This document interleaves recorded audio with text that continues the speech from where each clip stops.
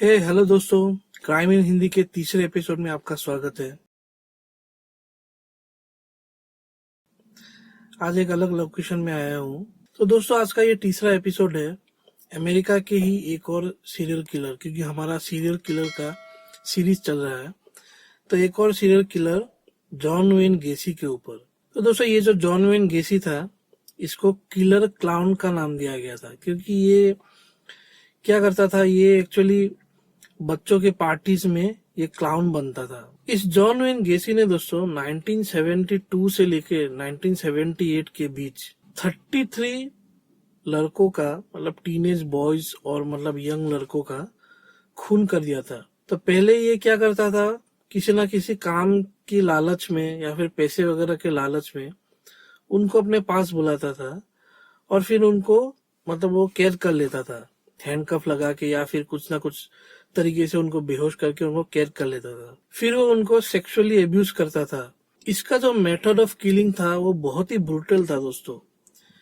ये क्या करता था, मतलब लड़कों को जब ये किडनैप करता था तो उसके बाद वो उनको बुरी तरह से किसी ना किसी ऑब्जेक्ट की मदद से मतलब उनको सेक्सुअली अब्यूज करता था और उनको बुरी तरह से उनको मारता पीटता था, और इस चीज से उसको खुशी मिलती थी।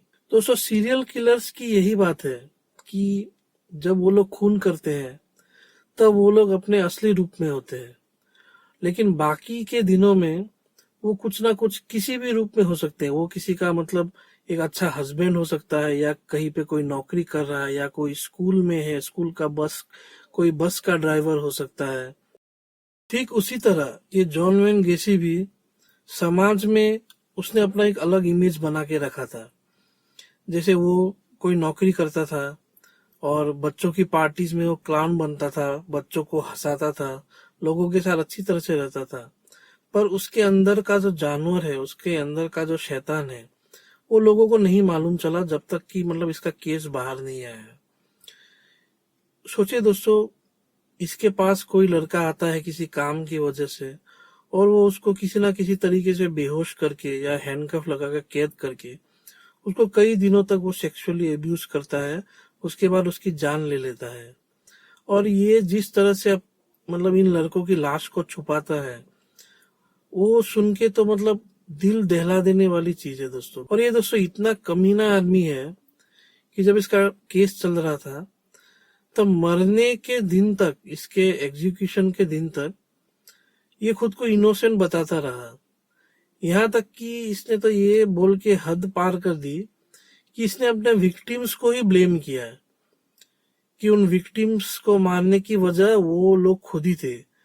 उसने कहा कि जिन लड़कों को उसने मारा, पहले तो कभी कभी तो वो बोलता है कि उसने खून किए ही नहीं, लेकिन बाद में फिर कभी वो बोलता है कि वो लड़के गे थे, वो लड़के मेल प्रोस्टिट्यूट थे, इसलिए उसने उसको मारा। दोस्तों, ये रेगुलरली खून करता रहता था। इसका मेन मतलब, इसका जो मोडस ऑपरेंडी था, वो क्या करता था कि इसकी एक कंस्ट्रक्शन कंपनी थी, पीडीएम कंस्ट्रक्शंस करके। तो वहां पे कई यंग लड़के उससे काम मांगने के लिए आते थे और उनको काम देने के बहाने वो किसी न किसी तरीके से अपने घर में बुलाता था और फिर उनको बेहोश करके उनको कैद कर लेता था। उसके बाद जितनी भी गंदी हरकतें थी वो सब वो करना शुरू करता था। कई लड़के एक्चुअली ऐसे थे जो काफी गरीब घर के थे या फिर कहीं बहुत दूर से आए थे। अमेरिका में एक कल्चर है कि मतलब कई रनअवेज, मतलब लड़के जो भाग जाते थे तो घर वाले भी उन्हें नहीं ढूंढते थे, और इसको ऐसे लड़कों की ही तलाश रहती थी जो गायब भी हो जाए तो कभी कोई मतलब उनके बारे में रिपोर्ट ना करे। लेकिन दोस्तों, इससे एक गलती हो गई कि इसका जो आखिरी शिकार था 15 इयर्स का रॉब पीस्ट, वो एक लोकल लड़का था। इसे शायद ये बात मालूम नहीं थी। इसने रॉब पीस्ट को अपने कंस्ट्रक्शन कंपनी में काम देने का लालच दिया और रॉब पीस्ट अपनी माँ को बोल के आया कि वो ये जॉन वेन गेसी से मिलने जा रहा है किसी काम के मतलब बारे में बात करने के लिए। और उसके बाद से रॉब पीस्ट को किसी ने नहीं देखा। एक दो दिन गुजर जाने के बाद उसके पेरेंट्स को चिंता हुई तो उन्होंने इस बात की कंप्लेन पुलिस को दे दी। और दोस्तों, पुलिस अपने इंडिया की हो या फिर मतलब अमेरिका की ही, पहली बार में वो लोग कहाँ ही सुनते हैं हमारी बातें। और इस मामले में भी वही हुआ। जब रॉब पीस्ट के पेरेंट्स पुलिस के पास गए तो पुलिस ने उनसे कहा कि ये रॉब पीस शायद भाग गया होगा, मतलब रन अवे होगा। और ये सेम चीज दोस्तों पुलिस ने कई उन लड़कों के माँ बाप को बोला जो पहले गायब होते। वो लोगों ने भी पुलिस में कंप्लेंट की थी, पर पुलिस सिर्फ ये बात बोल बोल के टालती गई। और इसी चीज से जॉन वेन को मतलब उसको काफी फायदा हो रहा था। लेकिन जो उसका लास्ट विक्टिम था रॉब पीस, उसके माता पिता इस तरह के नहीं थे। उन्होंने पुलिस पे प्रेशर डाला कि रॉब एक बहुत ही अच्छा मतलब लड़का था, उसको कोई तकलीफ नहीं थी, ना घर में ना कुछ, ना पैसों की कोई तकलीफ थी, तो वो क्यों मतलब घर से भागेगा। और इतने प्रेशर की वजह से रॉब पीस मतलब इसके आखिरी शिकार का इन्वेस्टिगेशन पुलिस को करना ही पड़ा। और ऑब्वियस सी बात है दोस्तों कि रॉब पीस घर पे बोल के गया था कि वो जॉन वेन गेसी से मिलने जा रहा है पीडीएम कंस्ट्रक्शंस के ऑफिस में, तो डायरेक्टली शक उस पे ही आएगा। तो ऑब्वियसली पुलिस उसके ऑफिस पहुंच गई जॉन वेन गेसी से बात करने के लिए। और गेसी ने सीधे मुंह उनसे कह दिया कि वो इस लड़के को जानता भी नहीं है, बल्कि ये देखा गया था बाद में कि कई फोटोग्राफ्स भी मिले थे जिसमें रॉब पीस को गेसी के साथ देखा गया था। तो गेसी ने तो पुलिस से सीधे मुंह बात भी नहीं की। फिर पुलिस ने इसका बैकग्राउंड चेक किया और उसके बाद पुलिस को मालूम चला कि ये गेसी के ही ऑफिस से 2 लड़के भी ऑलरेडी गायब है जो इसके लिए काम करते थे, और वो अभी तक नहीं मिले हैं। और पुलिस तो अपने रिकॉर्ड चेक करती है, और उन रिकॉर्ड्स में उनको ये भी मालूम चला कि 10 साल पहले ये गेसी को पुलिस ने पकड़ लिया था एक बच्चे के साथ सोडोमी मतलब वही सेक्सुअल एब्यूज करने के केस में, और उसे सजा भी हुई थी, 18 महीने की उसको सजा हुई थी। तो 10 साल पहले जब उसने ये किया था, उस बच्चे का सेक्सुअल एब्यूज किया था, उसके बाद तब जब उसकी एक फैमिली थी तो उस फैमिली ने इससे पूरी तरह से नाता तोड़ दिया था। और 18 महीने जेल में काटने के बाद ये मतलब उस शहर को छोड़ के एक नए शहर पे आके बस गया था अपनी पुरानी फैमिली को छोड़ के।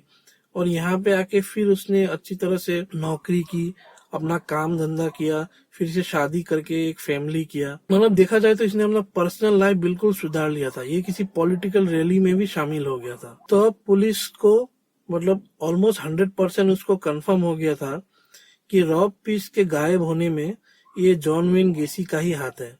लेकिन अभी तक पुलिस को ये मालूम नहीं था कि इतने लड़के, कि 33 लड़के मतलब जो गायब हैं अलग अलग स्टेट्स में, उसके पीछे ये गेसी का ही हाथ है। रॉब पीस मामले में ये जॉन वेन गेसी उनका सबसे स्ट्रॉन्ग सस्पेक्ट बन चुका था। और पुलिस ने गेसी के ऊपर प्रेशर दिया, 24 घंटे उसके पीछे एक पुलिस की गाड़ी लगा दी, और ये गेसी जहां भी जाता तो वो पुलिस उसका पीछा करती। और उन्होंने ये छुपाने की भी कोशिश नहीं की ताकि गेसी के ऊपर पूरी तरह से प्रेशर बन सके। इस चीज से मतलब 24 घंटे उसके पीछे पुलिस लगी है, इस चीज ने गेसी को बुरी तरह से हिला डाला उसको। मतलब वो काफी टेंशन में आ गया था इस चीज से। अब पुलिस को ये मालूम था कि मारा तो इसने ही है, लेकिन बिना मतलब डेड बॉडी के इसके ऊपर केस मजबूत नहीं हो सकता। इसीलिए पुलिस को रॉब पीस या और विक्टिम्स की डेड बॉडीज चाहिए थी। अब पुलिस को ये भी मालूम था कि ये डेड बॉडीज मतलब छुपाएगा कहाँ, या तो अपने किसी प्रॉपर्टी में छुपाएगा या घर वगैरह में। तो इसका एक और प्रॉपर्टी था जहाँ पे पुलिस को शक हुआ, वहां पे उन्होंने छापा मारा, वहां पे उनको कुछ नहीं मिला। तो अब बच गया इसका घर। तो पुलिस ने सर्च वारंट निकाला इसके घर का, जो बेस था कि इसने जो 10 साल पहले जो सोडोमी वाला सेक्सुअल एब्यूज वाला काम किया था, उस बिहाफ पे एक सर्च वारंट निकाला गया इसके घर का। जब पुलिस इसके घर गई दोस्तों, तब इसका घर मतलब जरूरत से ज्यादा ही एकदम नीट एंड क्लीन, बिल्कुल साफ सुथरा था।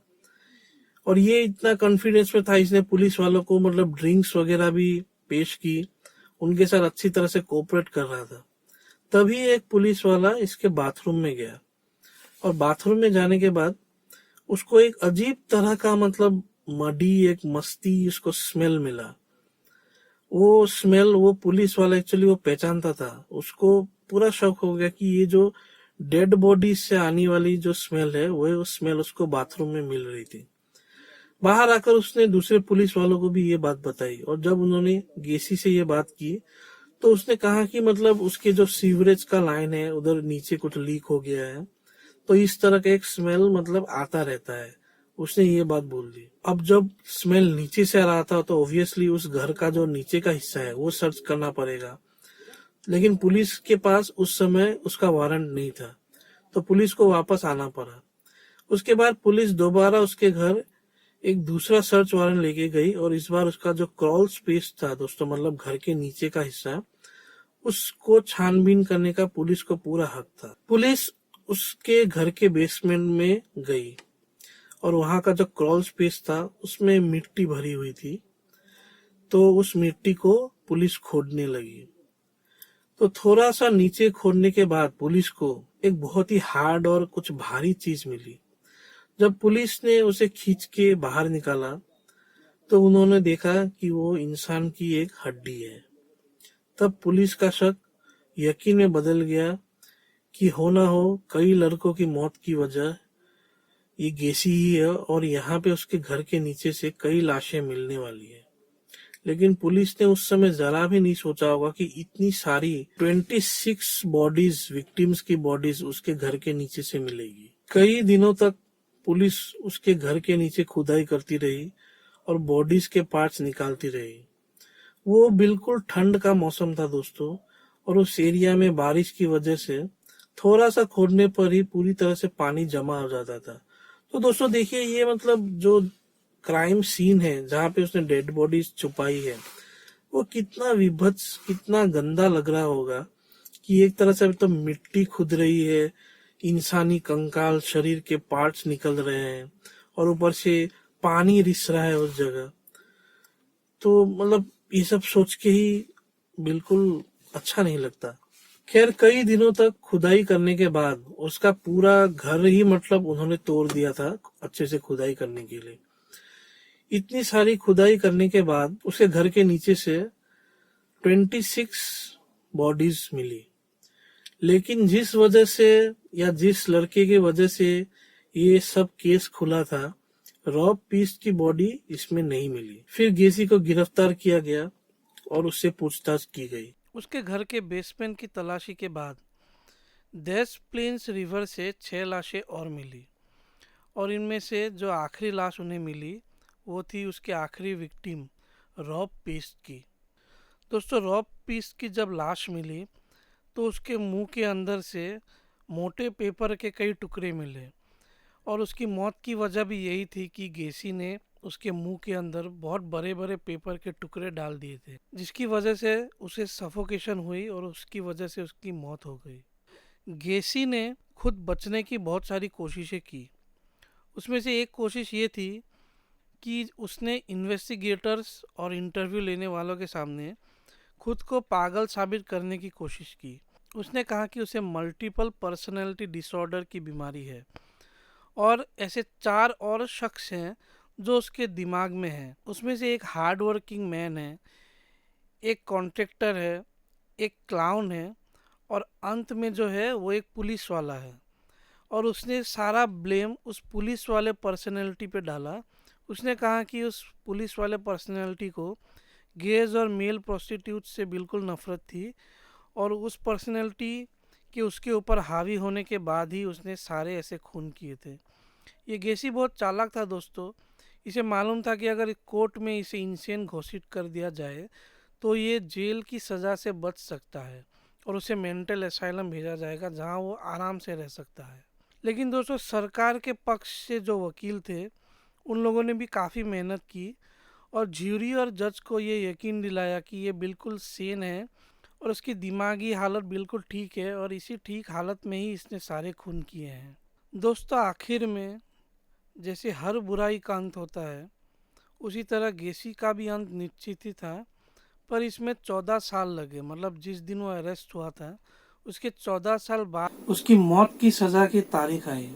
आखिरकार 9 मई 1994 को लीथल इंजेक्शन के द्वारा गेसी को मौत की सज़ा हुई।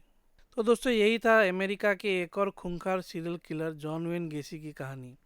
लेकिन दोस्तों, इसकी कहानी इतनी बड़ी है कि एक वीडियो में मैं इसे मतलब इसका जस्टिस नहीं कर पाया हूँ।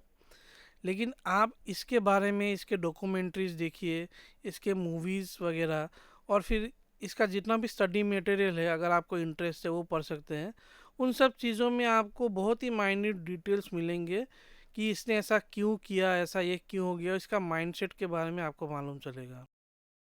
खैर, तो मैं आपको कल मिलूँगा ऐसे ही एक और क्रिमिनल की कहानी लेके। Till then, thank you so much.